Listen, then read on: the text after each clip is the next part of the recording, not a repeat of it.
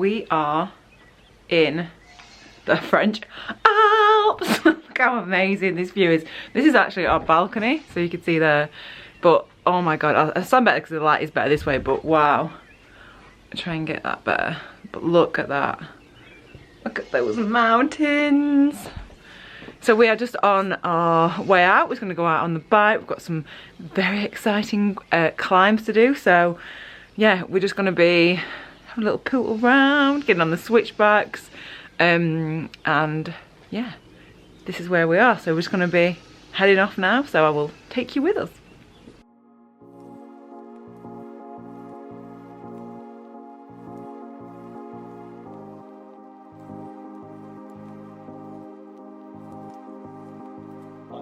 Life is just always mysterious and surprising. You never know what's around the next corner. We've just had a little effort up Montfernier, and this is the view now. Just so many switchbacks. How many switchbacks do you reckon? 20? I'd say about 20. About 20, yeah, it was good. God, it's so warm though, it's so warm, but like, look at the views. The views!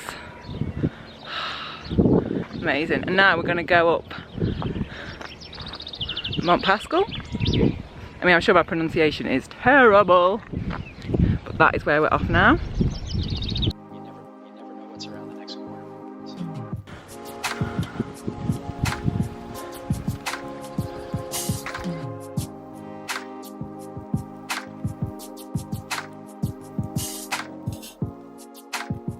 Got to the top of the climb. What is this climb called? Anybody? Mont Pascal, and it's 1,000 meters. And how many K have we done? 30? And 12 of that was coming downhill, so it's been a lot of uphill. Yeah, Richard's done a few more. Richard went down and came back up again on the first part of the climb. But again, look at that view. It's probably better further down actually. I'll show you a bit further down, but I want to introduce you. You've probably seen all these people before. Right, got Richard. No. Greg. Jay. What? And Jay's there. But we were just saying yesterday about how to get to know people that are interested in the same things as you, and it probably sounds a bit simple, but like I met Jay at a running club, met Greg at the Thai Fruit Festival, and met Richard at a meetup that we set up, like a food meetup.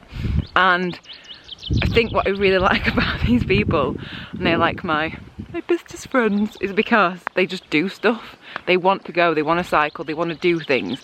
And what advice I would give you to find those people is set up a group. If there isn't a group around you, then set one up of the interest that you're interested in. If you're interested in, like, I don't know, Audax riding, set up a local Audax group.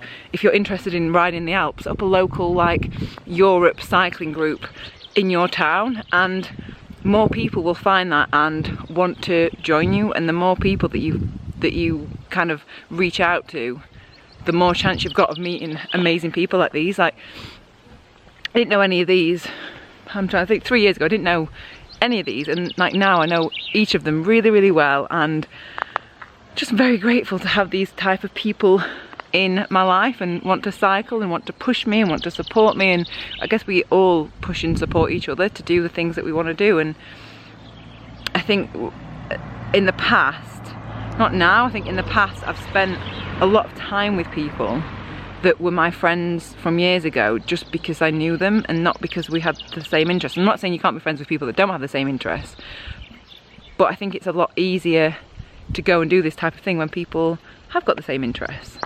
So yeah, that's what I would say to do. Just set up a group, reach out to people, set up a Facebook group.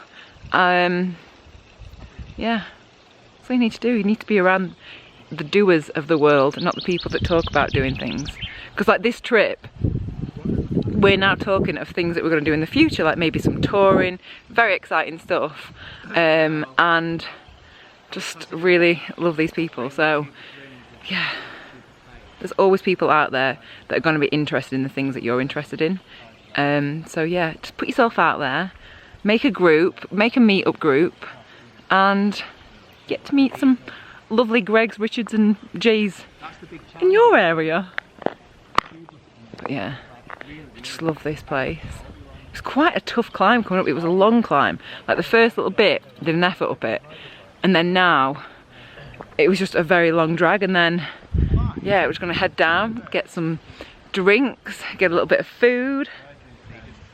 Oh, I just love it. Love the Alps.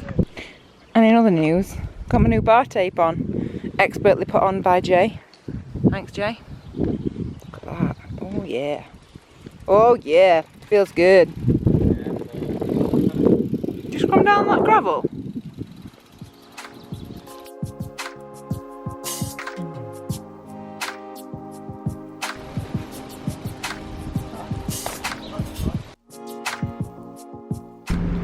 We're now sat outside Lidl, and now we've got, it's like being on an Audax. Got, I haven't cooked them. It's quinoa, lentils, and a bit of a French stick and some smoothie. Audax style. We're almost home.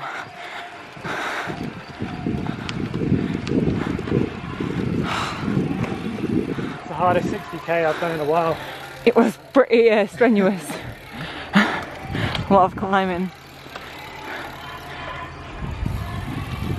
Oh my god, it's so bright. So that was 63k and like 1900 meters climbing. So that was a pretty tough 60k. I think you're right, Greg. I think that's the toughest 60k that I've ever done. Would you agree? Yeah, well, one of. One of the, yeah. Look at that. Oh. And that's the thing that we've found today, is like you are either climbing or you're descending. There's no flat, it's literally one or the other, which is good. Get the old climbing legs out. So we're actually gonna do a little bit of yoga now, as we've gone back just to have a stretch out our hamstrings and do all that. Greg's gonna, yoga with Greg, so he's gonna teach us a little bit of yoga.